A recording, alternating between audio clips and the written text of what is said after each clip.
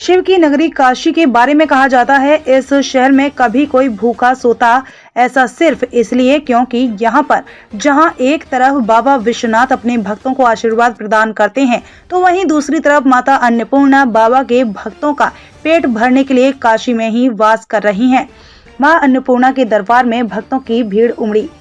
कहीं घंट घड़ियाल की धुन तो कहीं मां के सच्चे दरबार का जयकारा लग रहा था।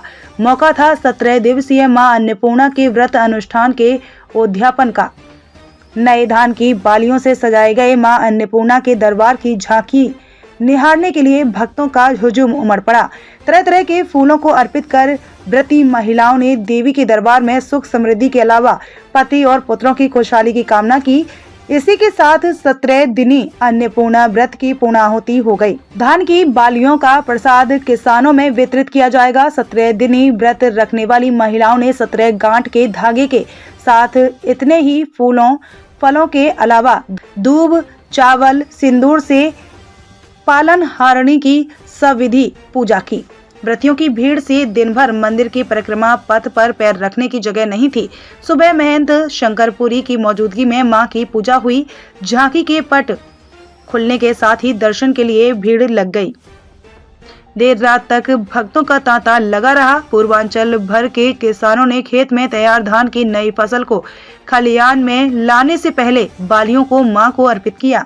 उन्हीं बालियों, फूलों और लतर से गर्भगृह से लेकर मंदिर परिसर के हर कोने को सजाया गया था।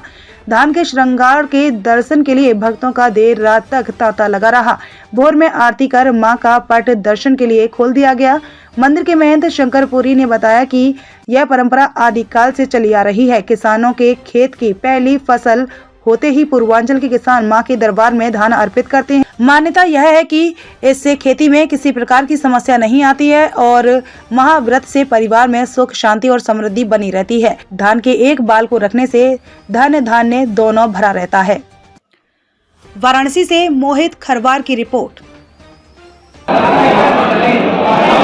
मां अन्नपूर्णा काशी का अति प्राचीन अन्नपूर्णा मंदिर है, जहाँ पर मां अन्नपूर्णा का वर्ष में एक बार व्रत चलता है। तो पंचमी से शुरू होता है और आज चंपा छठ है। आज तक माता जी का व्रत चलता है। आज लोग उद्यापन करते हैं। आज लोग 17 प्रकार के सुहाग का सामान लाते हैं और 17 प्रकार के व्यंजन लाते हैं। 17 सुहागिन को लोग देते हैं या कन्याओं को देते हैं, ब्राह्मणों को देते हैं और आज उद्यापन करते हैं। आज माता जी का जो भोग लगता है वो कच्चे नए चावल से लगता है, नए अन्न से लगता है। आज गुड़ से एवं फलों से एवं मेवा से आज माता जी को अर्पित किया जाता है। अर्पित करने के बाद उस भोग से ही लोग अपना पारायण जो करते हैं, व्रत करते हैं और उसको आज तोड़ते हैं और उद्यापन करते हैं। तो अभी नीचे प्रसाद मिल रहा है, लोग प्रसाद दे रहे हैं और प्रसाद लेके जा रहे हैं और यहाँ से उद्यापन करने के बाद अपने घर पे जाएंगे, भंडारा करेंगे और माता जी का यहाँ से आशीर्वाद प्राप्त कर रहे हैं, लोग जा रहे हैं। और मानिए धान के श्रृंगार का क्या महत्व है? जो धान है पूर्वांचल के किसान लेके आते हैं, नई फसल होती है, नया अन्न होता है, तो उस धान से श्रृंगार किया जाता है। साल में, वर्ष में एक ही बार श्रृंगार होता है।